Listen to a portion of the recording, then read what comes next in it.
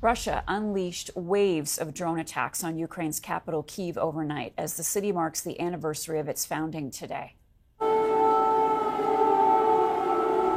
Officials say it was the largest drone attack on the city so far. Ukraine's Air Force says it shot down 52 out of 54 Iranian-made drones Russia launched. At least one person was killed by falling debris.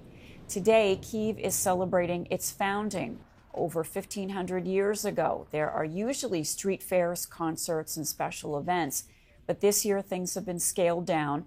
And this all comes ahead of a long-awaited Ukrainian counteroffensive, which military officials have said is imminent. With me now is Mark Savchuk, member of the Ukrainian Volunteer Journalist Initiative. Mark, hello. Good to see you again. Let's begin by talking about that drone attack that hit Kyiv today. What more can you tell us? Well, pretty much whatever you said. So this was the record number of drones used by Russia on a single target. Almost everything was shut down, and we have one person killed and several injured.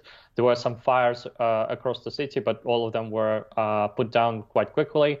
It's just another series of Russian attacks that try to keep Kiev residents in fear. But of course, they will fail, as they have failed since October, when we were without electricity. They will not break our will to fight and the will to fight for the victory. This is just, a waste of resources for them. But I think another aim, what they're trying to do, is due to the leaked papers from Pentagon, which said that Ukraine has problems with stockpiles of ammunition for anti-air rockets. I think one of the reasons for these drones attacks is to deplete those stockpiles of ammunition. How much damage can be done by the drones? I mean, in this case, Ukraine was able to intercept them, but nonetheless, what are you watching for? What's the main concern around these drone attacks? Drones by themselves are not that powerful. Their biggest advantage is that they fly. They can change trajectory when they fly, and they fly towards a very particular point. So, for example, when Russians were using to shoot drones at our electricity infrastructure, they could target them exceptionally specifically to target transformers that are very, very hard to repair and very, very hard to get by. So in these instances, drones were exceptionally useful because they don't cost a lot of money, and you can target them using various ways they can go around to actually strike the target. So you would really, have 5 or 6 drones going at the different times at the same location, but using different routes. So it was very difficult for us to shoot them all down. But due to the Western help, we have so much anti-air now, obviously not enough, but much more, and we can shoot almost everything down. Mark, when is the Ukrainian counteroffensive set to begin? What hints are you seeing? Well, obviously, not a single person alive will tell you information about when exactly is going to happen what, but I can tell you what we see right now from the attacks. Almost every night we hear about explosions in occupied Melitopol or Mariupol or Crimea or operations in Belgorod.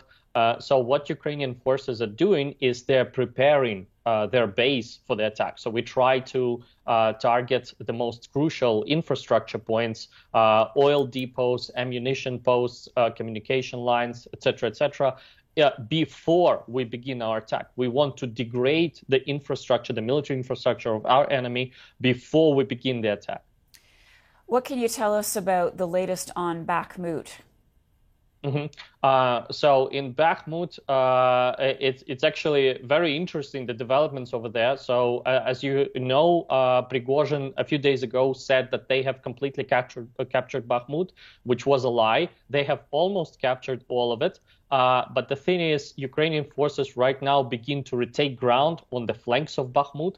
And it appears that Russians are quite weak over there. And it appears that the press release from Prigozhin was made specifically so that he will say that we have captured the city, we have left Bakhmut, and now as Russian forces begin to retreat from Bakhmut, this is all their fault, which is actually Prigozhin was so good at fighting Ukrainians. As soon as he left, situation started to deteriorate for the Russians. So I think it's another PR play from him.